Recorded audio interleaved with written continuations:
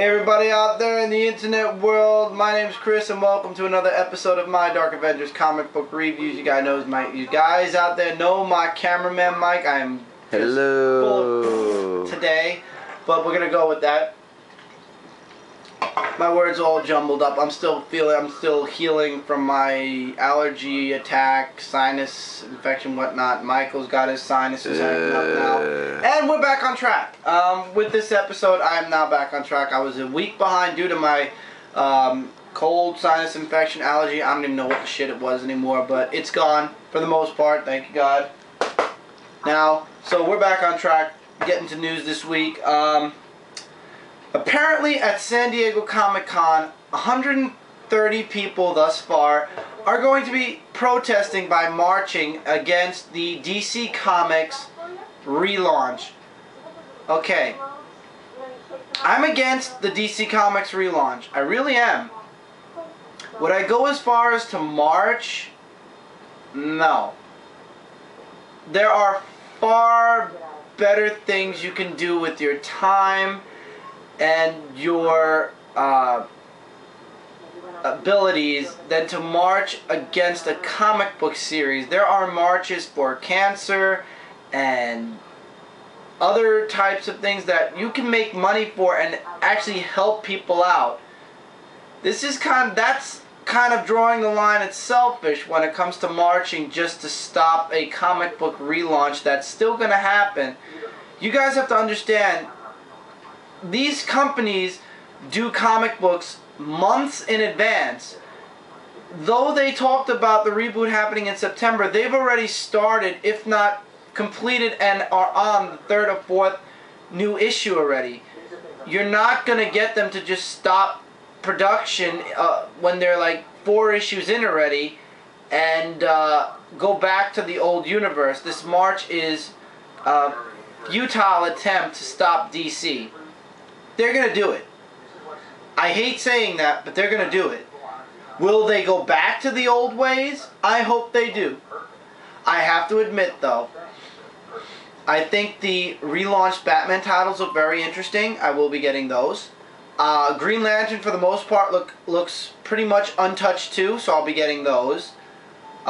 Superman, because I'm a die-hard fan, I will pick up, but I have a very bad feeling I'm going to have my heart ripped into a million pieces because I'm a die-hard Superman fan. As I've said in many other episodes before, I feel like I'm getting a piece of my past get ripped away from me, but I'll be getting the first issues at least to see how those go.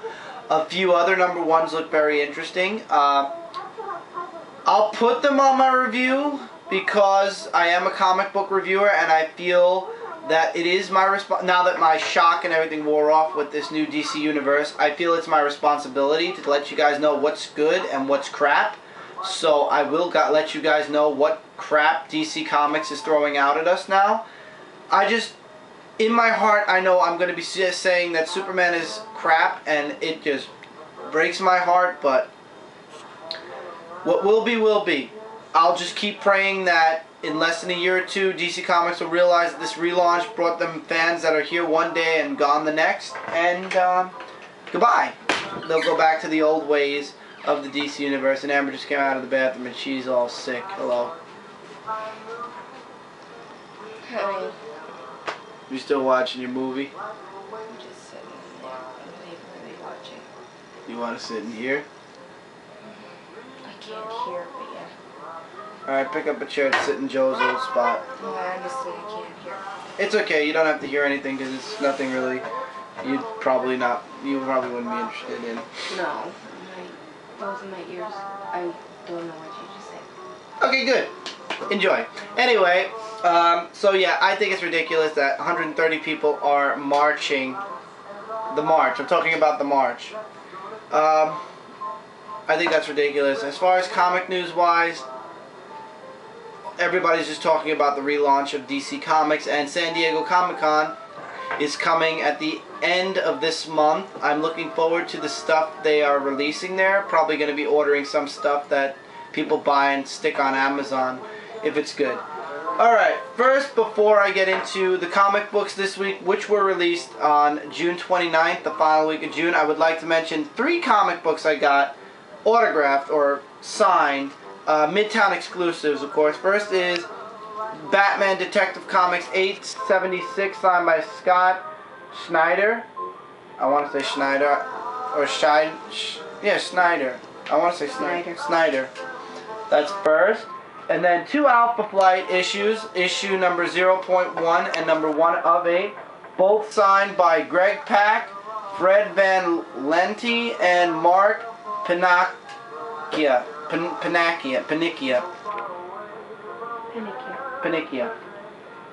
I figured these were all three $5.99 each. Midtown has amazing autographs, basically from people I don't know, but at the same time, I love my Batman autographed. I really don't have that many Batman signed comic books, so just thought I'd throw those out there in this review. Starting off this week, the 29th, once again, Image Comics, The Walking Dead 86. A bunch of what we've already seen, rehashed all over again. Carl is still in a coma. The cough at the end of the last issue, basically, the doctor said that happens. He's still stuck in a coma. And it's all a bunch of talking still, about a bunch of training. And Rick is just hell-bent on making this community work. And he's, no matter what anybody tells him, he's like, this is a perfect plan. And what was his last words in this issue? First of all, this is very thick once again, because on the opposite end you have Elephant Man number 1. I have no idea why yes, it's stupid. Image Comics is now doubling up their books by putting previews. He's like, look at this place. First of all, look at this place and tell me this is a great place to live. Would you like to live here? First of all, I'd like to live in a place that has color, but beside the point. Dead bodies all around your streets. Let's get rid of the bodies, yeah. It's pretty town. Yeah. He's like, this is going to work. How many issues are you going to say this is going to work? What? Yeah. I mean, this is the 3rd issue in a row. The 3 issues back, he was saying this to Carl after he got shot. Last issue, he was saying it to Carl and everybody else as he's going around saying it's going to work. Now this issue is saying the same thing again. How many times are you going to say that it's going to work? It's going to work! Great! Move forward now! Tell another story! If I see Rick say this is going to work in the next issue, I will drop Walking Dead until he's done saying it's going to work. I mean, seriously. 3 issues. We've gone nowhere except it's going to work. It's going to work. It's not going to work. Into the big 2, Marvel, The Incredible Hulk Annual number 1, concluding Identity Wars. It was awesome. Basically, the Bruce Banner, who is the Sorcerer Supreme in this Earth, has to undo the spell which expels locked his Hulk away in hell, which also locked our Bruce Banner's Hulk in hell. So basically, our Hulk has to duke it out with that Hulk and kill that Bruce Banner. Bruce Banner knew it already before undoing his spell. And basically, before the Sorcerer Supreme Bruce Banner died, he brought Peter Parker back to life. But he's not the Amazing Spider-Man anymore. And that Peter Parker got the original Spider-Man, Hulk, and Deadpool back to their Earth. The only thing that I kind of found a little retarded was who the new, basically the Sorcerer Supreme brought him back as a incarnation. You guys are going to know this right away. He's being redeemed. The Amazing Spider-Man is dead, and the addiction with everything is dead. I lost that body I lost that when I lost my body. The vessel I once used to inhabit the living earth. I'm getting a new start and a new name and a new look. He's now going to be called Ghost Spider. Can you see the mashup there? Ghost Rider meets Spider-Man. Yeah. Series was good. The artwork in all 3 books was awesome. Loved the last page, by the way, which has all 3 superheroes on it. But that Ghost Spider thing was kind of a little bit much. Looking over that, though, out of the 2 mashup, the 2 connected series, Identity Wars and The Negative Zone, Identity Wars wins, hands down. Awesome series. Definitely check this 3-part series out, or the trade paperback when it comes out in stores. I would go back and get the other 2 issues. They're only 2 months old. I'm sure you'll find them. X-Men Schism finished up this week, part 404, and yes, main focus, is my favorite character, Wolverine, except the cover, he kind of looks... I don't know. What would you say? Demonic? Demonic, yes. And his abs are not great. No. That's all. His abs look like they go into his chest. Jelly. But anyway, Jelly. looking over that, the artwork on the inside is much better. Let's show a better picture of Wolverine then, shall we? There we go. Wow. This was definitely Wolverine. And this is all about Wolverine's past. And this is before Scott gives tells everybody what they're doing. Gives you an origin on Wolverine, him meeting up with the X-Men, and how he feels about Scott Summers. And then Scott breaks the news that they're going to stay and fight. And Storm actually said, "I'm surprised you're not telling us what to do." He's like, "I'm not telling you what to do, ... yet." Love this picture, by the way. The epic last stand of the two. He considers Scott his friend, even though they were kind of rivals when it came to Jean. This all leads into X-Men Schism and Uncanny X-Men, and in the end it's going to split the X-Men team. We don't know how yet, and I don't know what Scott's going to do that causes the problem. And also you get an exclusive preview of Mythic, which kind of looks dumb, but yeah, what do you expect? I guess you have to have one or two dumb books. But this miniseries is definitely awesome if you want your origins for your characters and for several different characters, little backstory. I would absolutely say pick this up. This was a good backstory. I'm looking forward to, could you please close that door? I'm looking forward to the X-Men Schism, which will be starting up, I believe, this month, the end or middle of this month. Now we're sticking with X-Men, 2 more issues of X-Men. First is Uncanny X-Men 539. This cover looks amazing. I like this cover a lot. Has Wolverine on the cover. It's all about Hope. It's a standalone issue. Hope basically gets kidnapped by a once mutant, now not mutant anymore. What's his name? It's a forgettable name. That's the only reason why I say that. The Frank Bohanna. The Crimson, how could I forget? The Crimson Commando. Basically, he lost his mutant powers and most of his body was covered in. He got into some type of a thing where they had to replace most of his body with mechanics. And now that he lost his mutant powers, he's falling. The machine parts in his body are making him fall apart. So he wants Hope to use her magic touch to heal him and make him a mutant again, or just to heal him in general. And Hope doesn't do it. Wolverine comes in to save the day. He basically saves Hope. They talk about stuff that happened way back when, during the time where I didn't buy X-Men comics, where Hope came into the present, where they say Hope might turn evil, and Wolverine's like, "I'm the only guy that people can call on to basically take care of matters." And actually Hope says, "You know what? Do me a favor." And he's like, "I'll make it quick." She says, "I don't care if you make it quick or not, just make it short." And that's how it ends.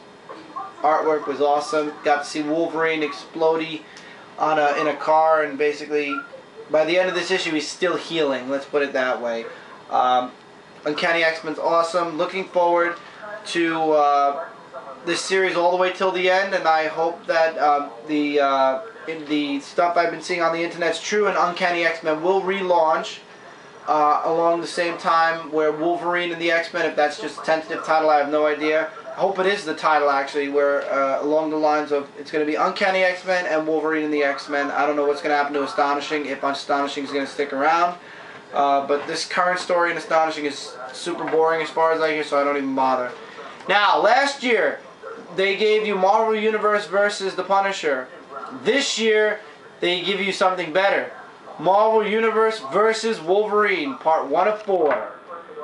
The virus, or some type of a virus, is going around this Marvel Universe, and it's up to Wolverine to stop it. Basically, it starts with Spider-Man, some type of a zombified. I want to say zombified, but he's not really a zombie. He's basically primal. Let's call him Primal Spider-Man, chomping down on Rhino. The artwork is a bit sketchy, though. I've got to admit, the artwork is a bit sketchy. It's a bit sketchy. I was going to show you a very bad picture, which I'm sure Mike already saw anyway, but beside the point. It could be better, but it's pretty passable.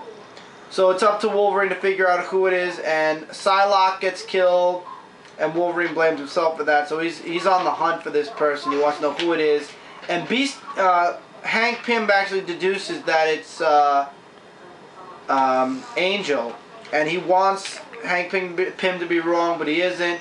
And it turns out Angel ends up at Xavier's Institute and basically primal or zombifies all the X-Men. And basically in the very end of the issue, he says,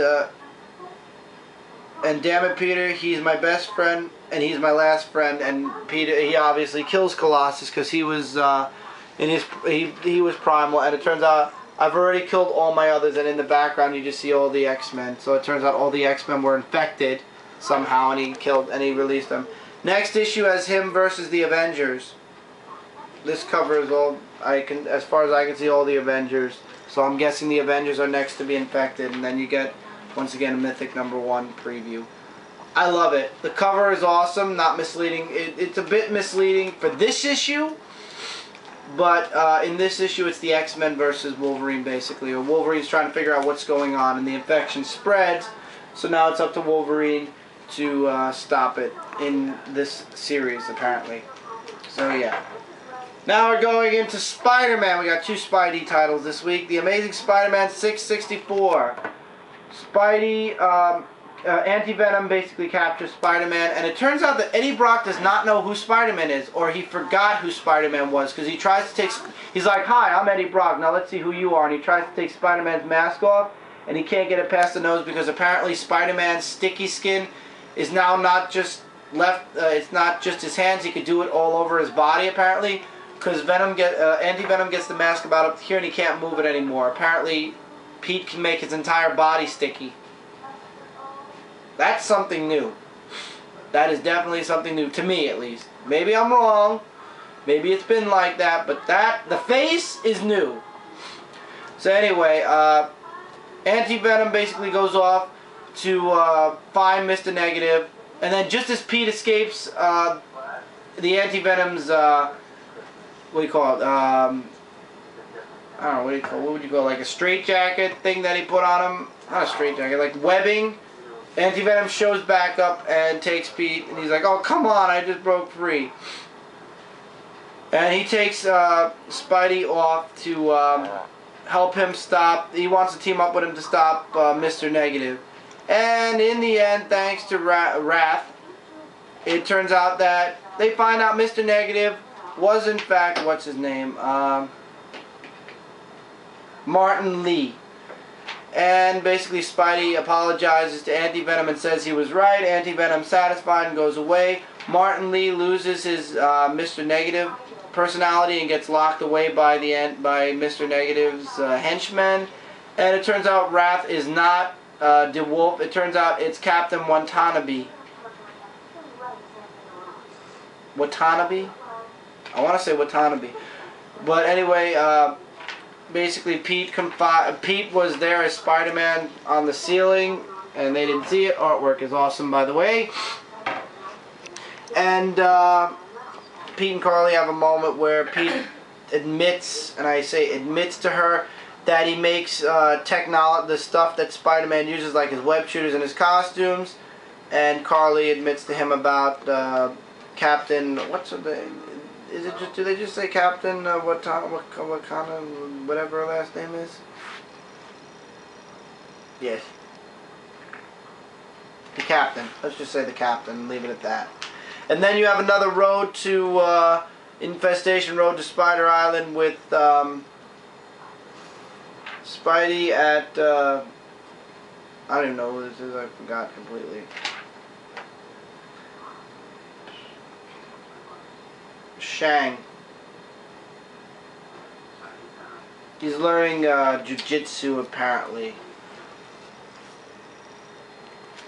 And then Madam Web, the new Madam Web, shows up and is talking to him.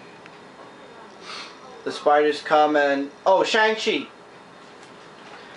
I don't know, we'll have to wait and see, and that's where they leave you off. Road to Infestation, I just tend to glance through it because I'm just going to wait for Spider Island, but I'm telling you guys the truth. Fear Itself, Flashpoint, And now Spider Island's going to have a bunch of tie-ins. I'm getting Amazing, and I'm getting Spider Island. Everything else can basically go suck an egg. As a matter of fact, Spider-Girl, it has been announced that her 8th issue is going to be her final issue. Spider-Girl goes bye-bye after not even a year. So, Amazing Spider-Man, check it out. Venom, number 4. In this issue, Flash Thompson cannot control Venom. Venom wants to kill Spider-Man, and Flash can't stop himself. He takes a bunch of sedatives to try to calm him down, and still, it doesn't work. The symbiote costume still wants to kill Spider-Man. Eventually, he breaks free from the symbiote's control, and he goes to save Betty, but it turns out he's too late. Spider-Man saves Betty, and Spidey blames Venom for everything. He thinks it's Venom. He doesn't know that it's really Jack-O-Lantern who did the kidnapping and everything like that. And he throws a spider tracer on Venom, but Venom takes the spider tracer and throws it on Jack-O-Lantern, so basically Spider-Man can track Jack-O-Lantern instead of himself. Flash gets the symbiote off and finds out that the army basically didn't want to destroy the vibranium, which is what he did. They wanted to keep it for themselves, saying that they're the good guys, and Flash has an argument with the higher-ups, and basically the argument goes south, and the guy says, go home before I put you down for insubordination, and you're done. So he goes home, Betty's home, everybody's happy, it's like that happy ending, and in the very end I love the artwork in the very last panel where it's Pete. Basically, Flash is blaming Spider-Man for everything, symbiote costume talking, he's starting to act like Eddie Brock did, and Pete says Spidey's just trying to help, but then he starts saying, well, maybe it was Spider-Man's fault. We don't know, but he said the whole situation is unlucky, ending up in the middle of something bad like that, Betty. And he's like, yeah, that much is clear. And then basically in the background, the shadows are of Venom and Spider-Man. I thought that was a kind of cool ending. Artwork is really good. I like the way they drew Venom and they drew Spider-Man. Got no pictures to really give you a good picture of, but basically it was awesome. It was a good fight. I'm looking forward to seeing Venom versus Spider-Man Round 2, the new Venom versus Spider-Man Round 2. Check it out, awesome series. Number 5 of FF. Sue Storm and Spidey and Alex confront one of the 4 Reed Richards from the Zone. We'll call it the Zone, yes, because I don't know what I'm talking about really.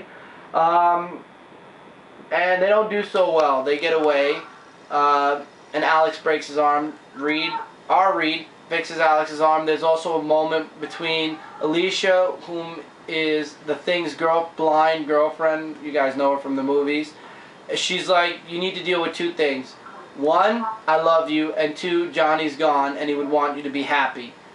And she's like, you don't have to be afraid, and that's where it's left off. So apparently the Thing is having major issues in his life, not just about Johnny's death, but with his love life as well, with his girlfriend and everything else going on. So you can see that there's going to be some type of a inner conflict when it comes to the Thing. Is she the one who put the ring down and he kept trying to pick it up? No, that was his original wife. That was the person he asked to marry before he became the Thing. And she said she couldn't handle him being the Thing, and she dropped the ring, and he just couldn't grab it, and Johnny actually picked it up. Oh no, Reed picked it up for him. Yeah, that was the movie though. You said from the movie. I don't recall a Alicia, blind girl. Blind. Yes. That's what I said. There's a blind girl. I don't recall. Watch the movie again.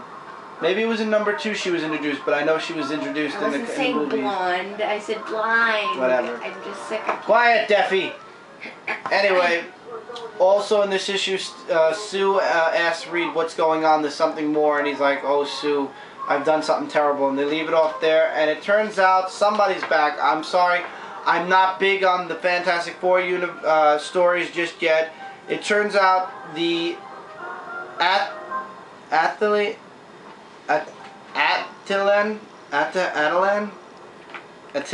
are back. The world's Inhumans have returned to Earth, and that is Adelon. I'll say Adelon then. they've returned, and on the next cover, this guy's on the cover. I have no idea who these people are. I'm sorry. Once again, I'm not as familiar in the Marvel Universe as I am, or come September was, in the DC Universe, so I have no idea who the Athelans are, or that guy is. Or I know the dog. I've seen that dog a few places before. So, FF is an absolute pickup. I would absolutely say check it out. And we're moving into DC Comics. One book. What? 1 second. Just in case you're hearing background, don't pay attention to it. It's just a movie. Yeah, I know. Everybody else is watching the movies. A book I won't be reviewing until Green Lantern comes out.